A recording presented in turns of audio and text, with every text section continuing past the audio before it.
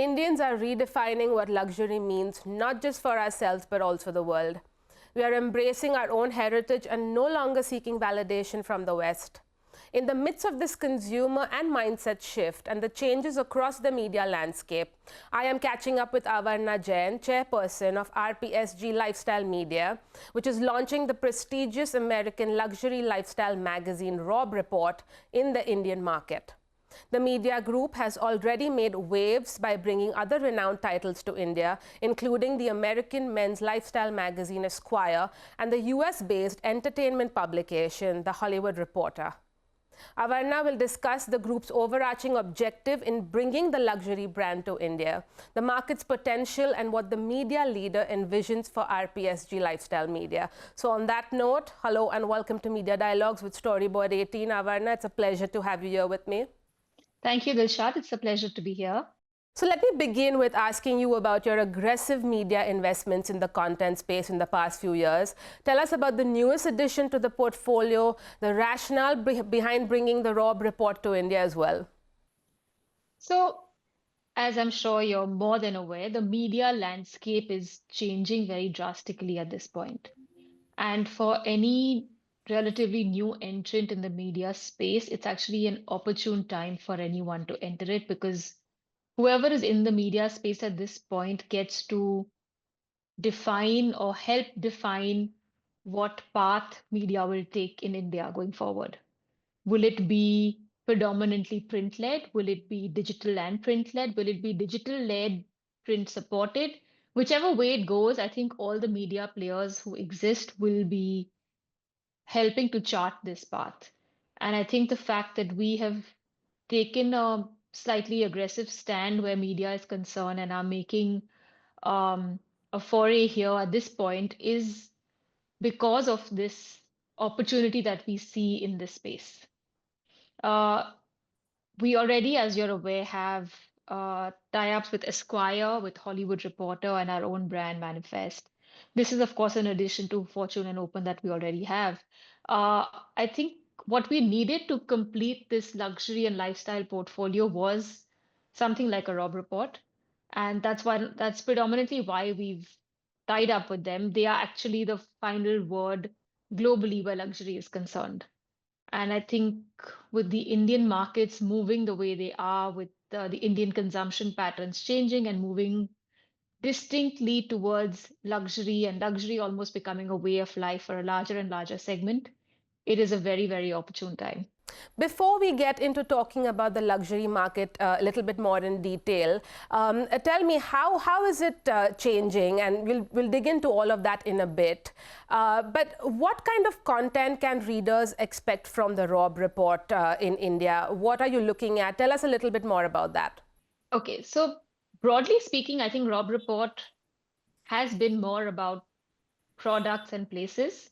I think what we want to add to the mix is product, places, luxury consumption, and also to a certain extent, what we want to add is curation of experiences. I think, luxury products today have become almost a mainstay for the usual luxury consumer. But what excites a luxury consumer more is a bespoke experience, something unique, something that helps him or her create memories that they may or may not be able to get just by buying a particular product. So I think the ability and the opportunity to be able to create some of these, to be able to connect consumers with such experiences that might already exist or helping create some of these, I think that is the difference you'll see in the content that we will work with. That's really interesting to hear how you plan to, of course, leverage this platform to create an experiential layer to the offering. But tell me how this will fit into your overall strategy for RPSG Lifestyle Media's portfolio. Definitely. I think there's two aspects to it, right? One is the pure editorial aspect, where we have seen that magazines and their consumption in the traditional print form has dwindled over the years. That's not to say print is dead or print is, not going to stay. I think in a country like India, there's space for everyone and every format. So print is here to stay. I don't think it's going away. But print consumption has dwindled. And if you look at millennials and younger millennials and Gen Z, and if you look at even Gen Alpha, because they are the next ones coming up who will be consuming these spaces, I think their method of consumption and the way they engage with brands and products has changed greatly. One is they live in the here and now, which I'm not sure if it's a general change in consumption pattern because that's the natural way of people, or has it been expedited because of the way COVID treated the world almost? So it's the consumption patterns definitely have changed post the pandemic, where there is a lot of focus on here and now because who knows what's to come tomorrow, which also means that I'm not maybe necessarily saving up as much for the future, but I'd rather spend more on me today, which only means that luxury consumption in a country like India will expand. And peop the expansion of disposable income in our country has also led to people having easier access to material things. But what they crave, I think, is certain connections, is building of a community. And also, along with that, there is a certain element of building in emotion into experiences, building in a reaction, a feeling. And that's why all the titles that we are building into our portfolio will deal a lot with some of these aspects. For example, Manifest is not only a print title, it actually comes out only once every other month, but it actually has a couple of on-ground IPs which are very experiential. One is a tie-up we did with the FDCI, which is the FDCI Manifest Wedding Weekend. It's a wedding title, so having a wedding weekend where you get answers to all your questions and everything wedding is ideal, from couturiers to stylists to menswear, jewelers, wedding planners. I mean, it's got the whole range, the whole gamut.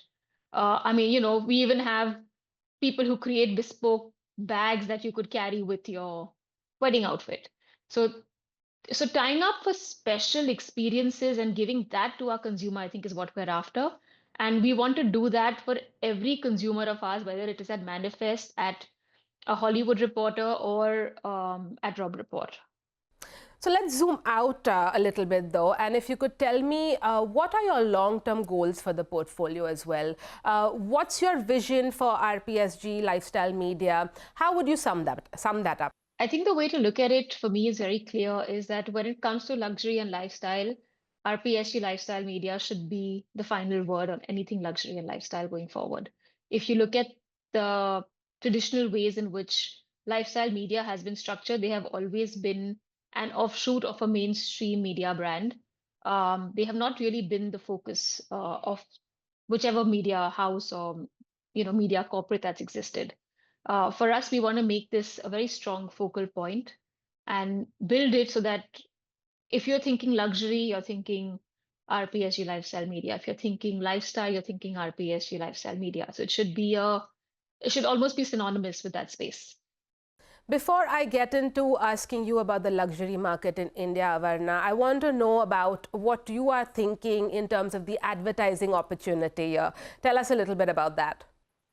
Oh, good question. So the advertising market also actually has changed significantly over the last few years. There was a time when plain simple print advertising, or as they called it, vanilla advertising, was skyrocketing, and all the titles were full of ads. But today, if you've noticed and you've concentrated on any of the magazines that currently come out, print advertising is only a part of the advertising world. There is so much more. There is a digital space, there's the event space, there's the experiences space. Um, Anyone who's launching a product today wants to give their consumer unique experience, because the moment I find it unique, I'll talk about it, and nothing is more powerful than word of mouth marketing. Um, so keeping that in mind, I think a large part of our focus is going to be tapping advertisers that a few of them, of course, are the international ones that are well known and established in the luxury segment. India, as I mentioned, is growing and discovering this luxury segment. Indians are not new to luxury. Luxury has been a part of um, Indian lifestyle for centuries, maybe millennia. And I think Indians are just rediscovering this aspect and they're finding it a very natural fit to their lives and lifestyle. So I think there are many, many Indian brands that fit this space really well and have not necessarily got their due or the space in the Vogues of the world or anything else because they've been so focused on international advertisers. So we want to give, almost spotlight some of these people who I think have really established themselves and made it big, but are Indian at heart. Absolutely. There's certainly a resurgence of Indian luxury that we are witnessing right now. But how are Indians really redefining luxury, not just for the India market, but also the world? How are you seeing the India luxury story emerge on a global stage? I think Indians are redefining luxury in many ways. One simple way is how Indians today are actually embracing their heritage and their culture. I'm not sure 15 years ago if someone was attending an event at the White House, would they go in a sari or would they insist on going in a pantsuit? But today, no one is hesitating in going in a sari, which is how it might have been 70, 80, 100 years ago. But we went through this entire um, path where we felt the need to be validated by the West. I think that is dwindling.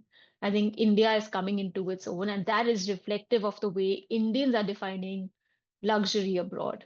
It is about me being comfortable in my own skin, no matter where I am, no matter which part of the world I go to. And I think that is the crux of Indians redefining luxury globally. All right, so let me switch tracks a bit now.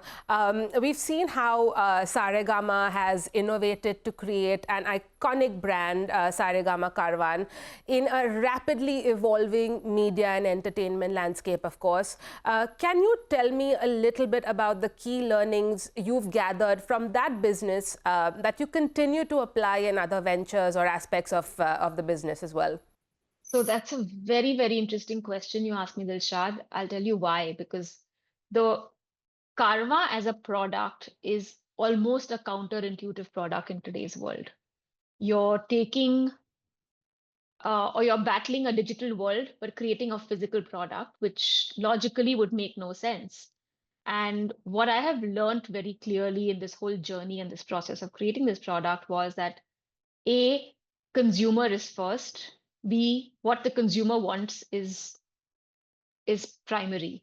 And what I learned there is that the consumer wants, they did not want choice, which is what we assume consumers of today want. These consumers did not want choice, they just wanted convenience, which means I press one button and I should have everything playing one after the other. I don't want to be confused. I don't want to have the ability of creating my own playlist. That's not my zone.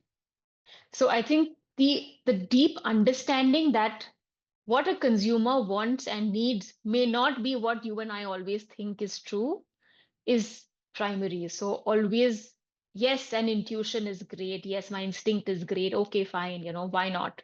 But nothing works like an instinct or an intuition that's backed by research. And I think that has been my primary learning. So tomorrow, when we start, creating experiences where Robb Report is concerned or any of the other titles are concerned, a large part of it will be based on some kind of research. It might be a countrywide research or a dipstick survey, depending on which part we're focusing on. But I think that's going to be important for us to genuinely understand what the consumer wants and needs. Are you thinking about leveraging in any way the group's interests in cricket, for instance? We have always worshipped the sport and players, but the game, how it is played, how it is consumed, is changing dramatically. So against that backdrop, Avarna, how do you see the content market at that intersection of cricket and lifestyle evolve? Cricket in India has always been a sport, as you rightly said, that's been worshipped. The people have been worshipped, the sport has been worshipped. But I think what is very, very important for us to understand, and I think IPL has changed the game where this is concerned, is that cricket consumption has become a form of entertainment. Um, there are filmmakers who would shift the release of their films because IPL is taking place and a large segment of the country will not make it to a cinema because an important IPL game is happening on that weekend. I think that gives a very true idea and a true reflection of how important the IPL has become for Indians in the entertainment space. Um, whether it is a film, whether it is a TV show, whether it is IPL, eventually you're fighting for the same audience today. It is no longer just a sports loving person, who's watching the IPL. It's the same person who watched a Hindi soap or the Kyunki Saas Bhi Kabhi Bahu Thi that of yesteryears. It's the same audience who's consuming the IPL as well. I think that is the biggest shift that's taken place. So yes, sports and cricket and IPL in particular, I think is very, very important where entertainment is concerned. So you will see soon, I think, when we are working with the Hollywood Reporter and at THR India, we're taking an overview of the Indian entertainment space, not just Bollywood or Tollywood or Lollywood, right? We're looking at all entertainment spaces in India. And I think cricket and sports will be an important aspect of that as well. The most discussed and debated topic anywhere in the world is AI these days, because of course we all want to know how the advances in this life-altering technology will affect us. Tell me what you think will be the biggest impacts of AI in the media and content landscape from your vantage. Honestly, I think the truest impact is yet to be seen. But what is very evident is that um, so ideation, I think, will always be human-led to a great extent because AI also learns from what has already existed. It's not necessarily, at this stage at least, creating something from its own brain. It is basing it off what has already been created. So I think ideation will always be led by people. And that in any case, I think the correct ideation is the key to having the right strategy moving forward, whether it's in any of the industries you may be in.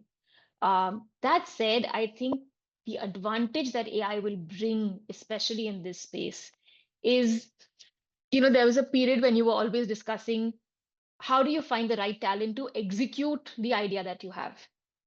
And I think that is where AI will start playing a much, much bigger role and a more relevant role because the base level of what you want, AI will always do for you.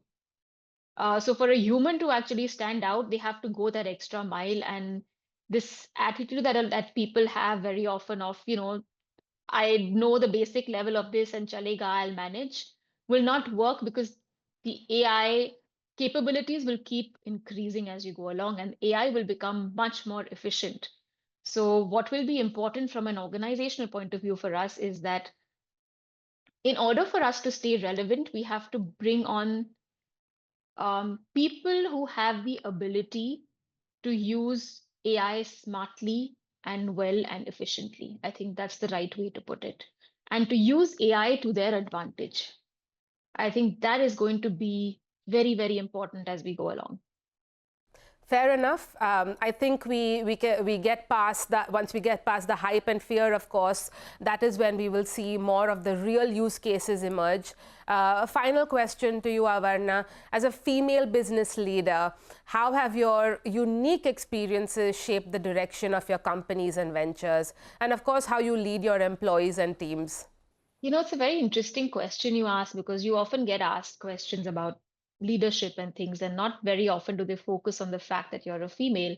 And the working landscape or your work-life balance, as you may, however you want to put it, differs a lot, whether we like it or not, good, bad, I don't know, but differs a lot for a man and a woman. At least if you look at it from a broader landscape, yes, there are exceptions, which is great. And if you're lucky that you're the part of the exception, good for you. But broadly, I think women, at least in the Indian context, have been brought up, and I don't know if it's right or wrong, but with this inherent belief that they should, and they need to multitask. So I think that actually um, gives women in the workplace this ability to actually surpass and do so much more than anyone else. It's their biggest strength. And I really hope more and more women realize this. Um, you know, of course, there are the men are very smart, they do what they do, but it's, the ability to multitask and do 25 things and not let even one ball drop, I think is a unique ability that only a woman has. Maybe that's why you see so many of the Devis represented with the multiple hands that they have. And, it's just representative of how many things you can parallelly do. Well, thank you for sharing your take on that, Avarna. That's all the time we have today, but thank you again for joining me and good luck. Thank you so much, Delshad. We have exciting news ahead. The Global Pioneers Summit is coming. Get ready to be part of a groundbreaking event that will redefine how we see creativity in business. On March 28th, Storyboard 18's Global Pioneers Summit will take center stage in Mumbai, where leading innovators and visionaries will come together to explore how creativity is shaping the future of industries and powering change. This isn't just about art and ads. It's about using creativity as a catalyst to solve real-world problems, drive business growth, and spark meaningful connections. From pioneering breakthroughs in tech and marketing to bold new ways of thinking, the summit will showcase the true power of creativity in action. The event will feature an incredible lineup of trailblazers, including Ogilvy's global CEO Devika Bulchandani, Suresh Narayanan, Chairman and Managing Director of Nestle India, Prabha Narasimhan, MD and CEO of Colgate-Palmolive India, Hina Nagarajan, MD and CEO of Diageo India, Kunal Shah, founder and CEO of Cred, and Daniel Hume, WPP's Global Chief AI Officer, among many others. This is your chance to hear from the folks pushing the boundaries, creating change, and reshaping industries. The Global Pioneer Summit is where bold ideas meet visionary leadership. Don't miss it. Join us on March 28th to learn how to power change through creative catalysts.